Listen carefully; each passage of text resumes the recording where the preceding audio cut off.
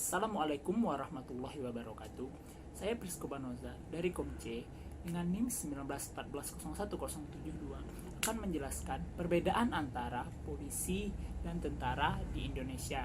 Nah, di sini saya pertama akan menjelaskan pengertian dari polisi dan tentara, lalu sedikit sejarah polisi dan tentara, baru kita masuk ke topik utama kita, yaitu tugas-tugas polisi dan tentara di Indonesia. Lanjut pembahasan pertama kita, yaitu pengertian polisi. Menurut Wikipedia, polisi adalah suatu peranata umum sipil yang menjaga ketertiban, keamanan, dan penegakan hukum di seluruh wilayah negara. Kepolisian adalah salah satu lembaga penting yang memainkan tugas utama sebagai penjaga keamanan, ketertiban, dan penegakan hukum, sehingga lembaga kepolisian pastilah ada di seluruh negara berdaulat. Nah, masuk ke pembahasan kita berikutnya, yaitu adalah militer atau tentara. Menurut Wikipedia, militer adalah angkatan bersenjata dari suatu negara dan segala sesuatu yang berhubungan dengan angkatan bersenjata. Peranan kata lainnya adalah tentara atau angkatan bersenjata. Militer biasanya terdiri atas para prajurit atau serdadu. Kata lain yang sangat erat dengan militer adalah militerisme, yang artinya kurang lebih kaku, tegas, agresif, dan otoriter seperti militer, padahal pelakunya bisa saja seorang pemimpin sipil.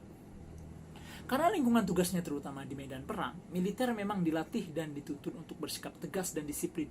Dalam kehidupan militer memang dituntut adanya hierarki yang jelas dan para atasan harus mampu bertindak tegas dan berani, karena yang dipimpin adalah pasukan bersenjata. Masuk ke pembahasan berikutnya, yaitu sejarah singkat kepolisian di Indonesia. Sejarah ini berawal pada sebelum kemerdekaan Indonesia. Pada masa kolonial Belanda, pada zaman kerajaan Majapahit, Patih Gajah Mada membentuk pasukan pengamanan yang disebut Bayangkara yang bertugas melindungi raja dan kerajaan. Pada masa kolonial Belanda, pembentukan pasukan keamanan diawali oleh pembentukan pasukan-pasukan jaga yang diambil dari orang-orang pribumi untuk menjaga aset dan kekayaan orang-orang Eropa di Hindia Belanda. Pada waktu itu, pada tahun 1867, sejumlah warga Eropa di Semarang merekrut 78 orang pribumi untuk menjaga keamanan mereka. Wewenang operasional kepolisian ada pada residen yang dibantu asisten residen Rechtspolizei dipertanggungjawabkan pada Prosecutor General atau Jaksa Agung. Pada masa Hindia Belanda terdapat bermacam-macam bentuk kepolisian. Sejalan dengan administrasi pada waktu itu, kepolisian juga diterapkan pembedaan jabatan bagi bangsa Belanda dan pribumi. Pada dasarnya, pribumi tidak diperkenankan menjabat menjadi bintara, inspektur van Polite, dan emisaris van Polite. Untuk pribumi, selama menjadi agen polisi diciptakan jabatan seperti menteri polisi, asisten wedana, dan wedana polisi. Kepolisian modern Hindia Belanda yang dibentuk antara tahun 1897 sampai 1920 adalah merupakan cikal bakal dari terbentuknya kepolisian Indonesia Negara Republik Indonesia pada saat ini. Sejarah itu berlanjut pada masa pendudukan Jepang. Pada masa pendudukan Jepang di Indonesia, Jepang membagi wilayah kepolisian Indonesia menjadi kepolisian Jawa dan Madura yang berpusat di Jakarta, lalu kepolisian Sumatera yang berpusat di Bukit Tinggi, kepolisian wilayah Indonesia Timur berpusat di Makassar, dan kepolisian Kalimantan yang berpusat di Banjarmasin. Tiap-tiap kantor polisi di daerah, meskipun dikepalai oleh seorang pejabat kepolisian bangsa Indonesia, tetapi selalu didampingi oleh pejabat Jepang yang disebut Shidokaan, yang dalam praktik lebih berkuasa dari kepala polisi Indonesia tersebut. Tidak lama setelah Jepang menyerah tanpa syarat kepada sekutu, pemerintah militer Jepang membubarkan peta dan gyugun, sedangkan polisi tetap bertugas termasuk waktu Soekarno-Hatta memproklamasikan kemerdekaan Indonesia pada tanggal 17 Agustus 1945. Secara resmi, kepolisian Indonesia menjadi kepolisian Indonesia yang merdeka pada saat itu. Nah, masuk pembahasan kita berikutnya, yaitu sejarah singkat tentang tentara di Indonesia. Selama Perang Dunia Kedua dan pendudukan Jepang di Indonesia, perjuangan rakyat Indonesia untuk mendapatkan kemerdekaan mulai memuncak. Untuk mendapatkan dukungan dari rakyat Indonesia dalam perang melawan pasukan sekutu, Jepang mulai mendorong dan mendukung Gerakan Nasionalis Indonesia dengan menyediakan pelatihan militer dan senjata bagi pemuda Indonesia. Pada tanggal 3 Oktober 1943, militer Jepang membentuk relawan Indonesia yang disebut PETA atau Pembela Tanah Air. Jepang membentuk peta dengan maksud untuk membantu pasukan mereka menentang kemungkinan invasi oleh sekutu ke wilayah Asia Tenggara. Pelatihan militer Jepang untuk pemuda Indonesia awalnya dimaksudkan untuk menggalang dukungan lokal bagi kekaisaran Jepang, tetapi kemudian menjadi sumber daya yang sangat berarti untuk Republik Indonesia selama Perang Kemerdekaan Indonesia tahun 1945 sampai 1949, dan juga berperang dalam pembentukan Tentara Keamanan Rakyat Indonesia pada tahun 1945. Nah, sekarang kita masuk pada pembahasan tugas-tugas polisi dan tentara di Indonesia. Secara umum dan tugas pokok, Kepolisian Negara Republik Indonesia yaitu adalah 1. Memelihara keamanan dan ketertiban masyarakat, 2. Menegakkan hukum, dan 3. Memberikan perlindungan, pengayoman, dan pelayanan kepada masyarakat. Nah, tugas-tugas polisi bukan itu saja. Tugas polisi itu berbeda-beda setiap divisi-divisi mereka.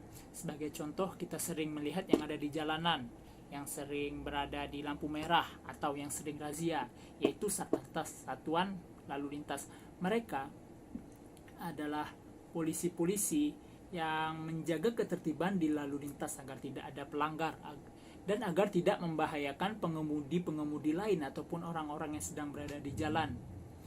Tugas mereka juga tentu merazia dan mendisiplinkan orang-orang yang tidak mengikuti peraturan lalu lintas secara benar. Sebagai contoh, sedang razia, tiba-tiba ada seorang anak lewat menggunakan motor, lalu anak itu ditangkap. Nah, tugas polisi tentu adalah mendisiplinkan mereka, mengatakan kepada mereka bahwa itu salah dan tidak mengulangi itu lagi. Kenapa itu harus dilakukan?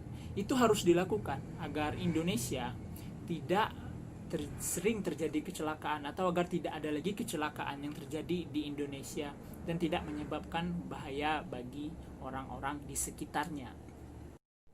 Nah, sekarang kita masuk pada tugas-tugas tentara di Indonesia. Tentara di Indonesia dinamai TNI atau Tentara Negara Indonesia.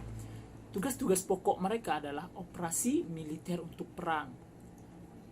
Nah, ada juga tugas yang lain, yaitu operasi militer selain perang, yaitu untuk mengatasi gerakan separatisme bersenjata, mengatasi pemberontakan bersenjata, mengatasi aksi terorisme, mengamankan wilayah perbatasan, mengamankan objek vital nasional yang bersifat strategis, melaksanakan tugas perdamaian dunia sesuai dengan kebijakan politik luar negeri, menjaga keamanan presiden dan wakil presiden beserta keluarganya, dan lain-lain.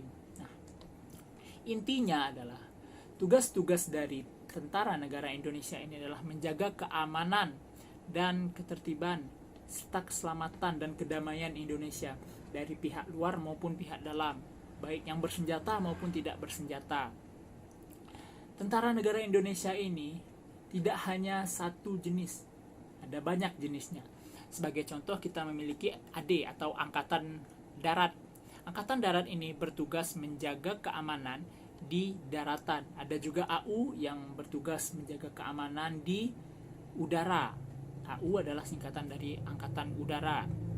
Nah, yang ketiga yaitu ada AL, Angkatan Laut. Angkatan Laut ini bertugas menjaga keamanan dan perdamaian Indonesia dari serangan-serangan yang datang dari laut. Nah, sekarang kita beralih ke kesimpulan, yaitu apa sih perbedaan tentara dan polisi di negara Indonesia? Padahal kan mereka sama-sama aparatur yang bersifat melindungi dan menegakkan negara. Nah, perbedaannya terletak pada TNI memiliki tugas untuk menjaga segala aset nasional dan melindungi negara dari ancaman eksternal maupun internal dan gerakan-gerakan separatisme yang dapat membahayakan kedaulatan, keamanan, serta kedamaian di Indonesia. Tugas Polri atau polisi yaitu lebih internal, yaitu menegakkan tata tertib dan mengawal tegaknya undang-undang di sekitaran masyarakat atau di lingkungan masyarakat.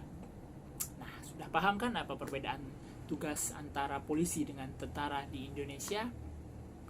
Sekian yang dapat saya sampaikan. Kalau ada salah kata ataupun kurang-kurang, saya mohon maaf. Kepada Allah saya mohon ampun. Wabillahi taufiq wal hidayah. Wassalamualaikum warahmatullahi wabarakatuh.